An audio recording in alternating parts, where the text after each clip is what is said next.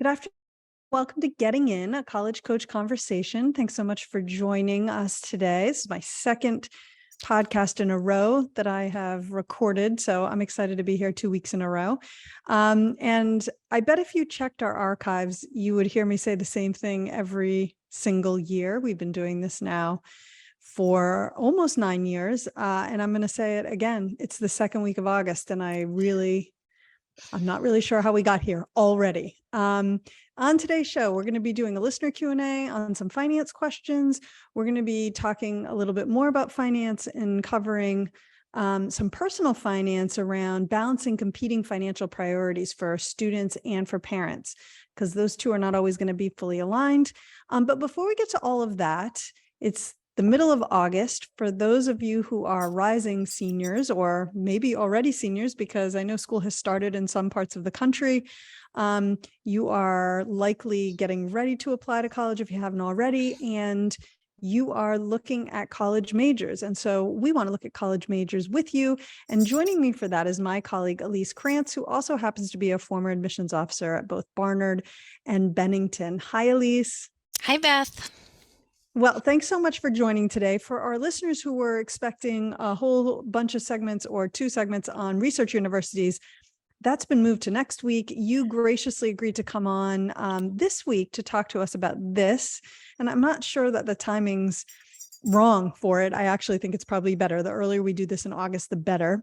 And I'm going to start with something really basic, and that is, what is a major? So, on the very surface level, a major is something that every student will need to declare and decide on in order to graduate from college. So, it depends on the university, but for the most part, when you select a major, it falls within usually an academic topic or maybe more of a career-oriented topic, and we can talk about some examples.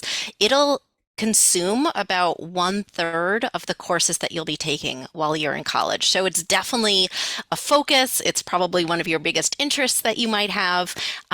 It might be, as I said, more academic focus, something like literature or history or economics, or it could be something very career oriented, whether it's nursing or engineering, something like that. So there's a Right. lot of ranges of majors out there. It just depends on the schools and what they're offering. Right. And what you want to do, right? With what's your goal when you graduate college. And for some people, the goal is very much, I want to major in something that's going to lead to a career. And for other people, it's maybe not so cut and dried. I know as a former English major, not so cut and dried for me. I do want to touch on one thing briefly, and that is, I know for a lot of current seniors in high school, their idea is, I need to know my major today. What do you think about that?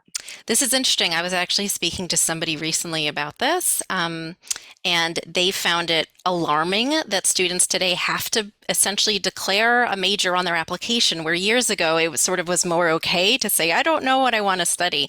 And I will say, from the college standpoint, if you are undecided or undeclared, you might see that language on the application, or you want more of an exploratory path, that's okay. Colleges Yes. recognize that, they acknowledge that. At the same time, if you are one of those students who has known for years, I'm going to major in dance, I'm going to major in political science, this is my love, marine biology, that's for me, that's okay too. So they understand that students, even if they check something on their application, they can change their mind once they get to college. It's not set in stone, and it doesn't necessarily lead exactly to only one type of career. There's a lot of flexibility, even within the majors that seem much more career oriented.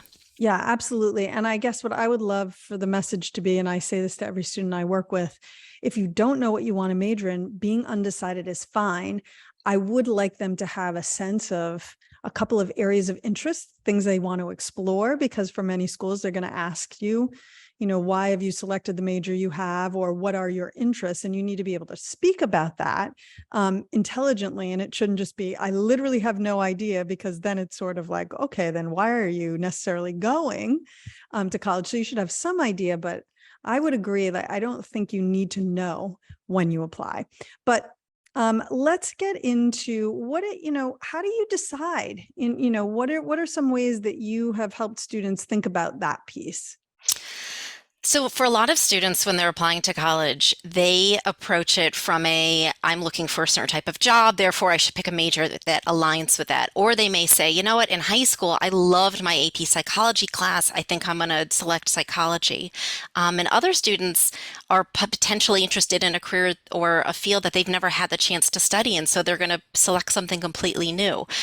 So oftentimes when advising, it sort of straddles this line between, well, what would you enjoy studying? Or what would you imagine you think you might enjoy spending a third of your time in college studying?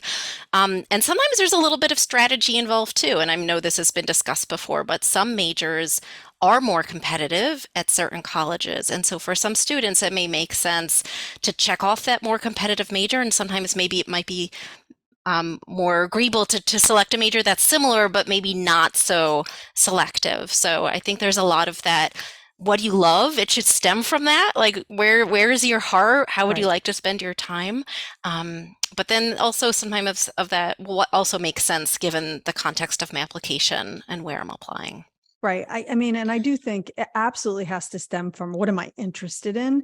Because if you're selecting a major that is nothing to do with your area of interest and you're selecting it strictly for strategic reasons, then your entire application is going to come across as fairly inauthentic. And authenticity is what we all really strive for. And so, when I think about maybe steering clear of a more selective major, I think of things like when I have a student who wants to be a doctor and they're saying, and I think I'm just going to select biology. Let's talk about that some more, because there were days when I was at Penn where I would read 30 files and every student wanted to major in biology and be a doctor. So can we think about your other areas of interest, and are there ways that you could get at this goal that don't involve necessarily bio? Because I think for many students, it's a default choice. Like, oh, well, I want to be a doctor, I'll study biology. But you could do so many different things and still end up in medical school. So let's kind of explore that a little bit. And I think same with computer science. Maybe it's specifically computer science, but maybe there's another angle that you're going to come at for computer science. And maybe it's more data focused, or here I'm going to show my lack of true insight into too much computer science. But, there are other things that you can study that can give you the same outcome that maybe will, like you say, open up a few more opportunities, be a little more unique than everybody else who's kind of in the same major. And I think strengths to play into that a lot, because Yes. we've seen a lot of times when students or families will say, I'm going to check that engineering major box, and you look at their grades and math is one of their weakest subjects. Like, so Yeah. that may be your interest and that's wonderful. And I'm never going to say, no, no, you shouldn't apply for that major if that's where your heart is. But you also have to look at it from the college sense too of, will that help you? Is that going to help you put your best foot forward by selecting that major if your goal is to get into that particular school? Absolutely. And a very quick example, because we have lots we want to talk about, that I would give is, maybe you do a 2+2 program where you're going to start and at a school that doesn't offer engineering, and you're going to focus yourself, improve the math, get better at that. And then you're going to transfer into an engineering program at another school. I worked with a student who started at Emory and wound up at Georgia Tech. It was a great path for him. He wasn't a really great engineering applicant, but this proved to be a really strong path for him to a really excellent engineering institution. So there are many different ways that you can achieve your goals. Speaking of that, how do we know what it means to major in X? And I think we kind of hinted at that a little bit, right? Like, oh, well, I want to be a doctor, so I want to major in biology. But how do you better understand what it might mean to major in a specific subject?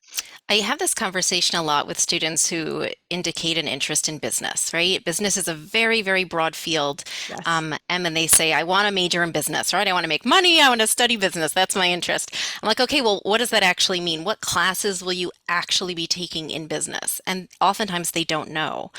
So Right. one of the first assignments I give students when they're starting to think, oftentimes it's in the junior year that we're discussing this, is to go onto a college website, find the list of majors. There, it's always, every school has a list of majors somewhere. Click on the major of your interest, and then you'd have to dig a little bit, but you'll find courses that are required for that major.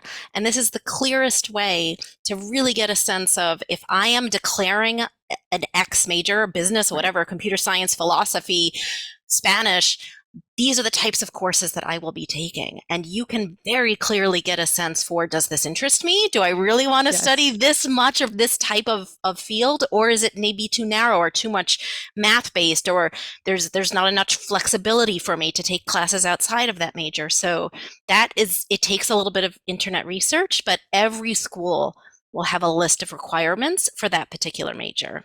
Yeah. And I mean, you're exactly right. If you're looking at this list of courses and thinking to yourself, wow, I don't want to take any of those, or I only really want to take like a quarter of those, that's probably your sign that this might not be the right major. And again, a great opportunity to stress that with a few exceptions. I think engineering is one of them, would be another. There's such a wide variety of things you can major in and end up in business, right? You can always go on and get your graduate degree. You can get your MBA if you are in business and feel like, oh, I would love my qualitative skills to be a little bit stronger or something like that. But you don't have to major in business to wind up in business.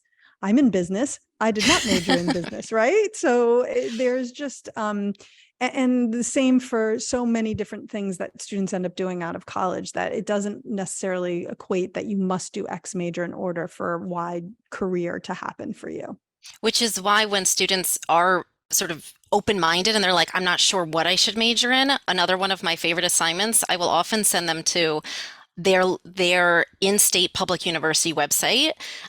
So whether it's Rutgers or whether it's CU Boulder or Arizona State, go on to their list of majors. They will often have hundreds of choices, and just scroll. You will be astounded at the variety of choices, majors that you've never even heard of, that you didn't know existed. And so being able to click on those and really explore is a great way to see just what's out there and what sparks your interest. Right, absolutely. And, again, I can think of a student who had a real interest, like just had an interest in the outdoors, loved being outdoors, enjoyed hiking, enjoyed camping, the kind where you hike in, camp, and then you hike back out again, not the kind where you go to a campground and it's all for you, and also really loved Spanish and didn't know what they were going to major in college, and kind of just were winging it a little bit, and didn't, those just seemed like nice interests, but not like things you could major in.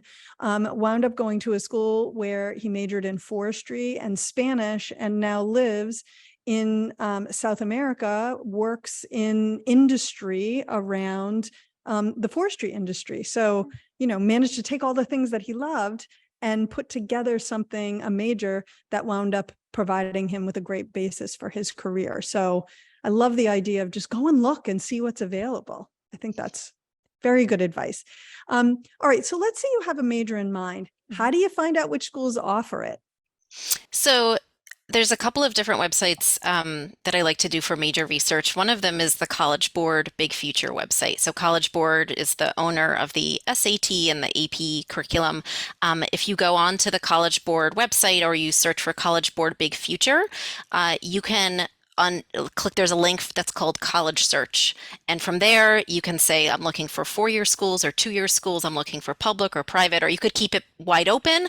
And then you can say, and I'm really interested in animal science, or I'm really interested in humanities, and you click those boxes and it'll show you the colleges that indicate that. You just have to be a little careful, I find, with these searches, because college majors have evolved so much from when these databases were first created that, for example, data science, which you mentioned, Yeah. doesn't really exist in these forms yet. Like on the websites, it's not like coded as a major option because it's so new. Mm-hmm. So sometimes you have to take the results that you get with a little bit of a grain of salt, and then maybe do some additional research, just typing in data science major and like looking that way. But I do think Right. that the Big Future website is a great place to start.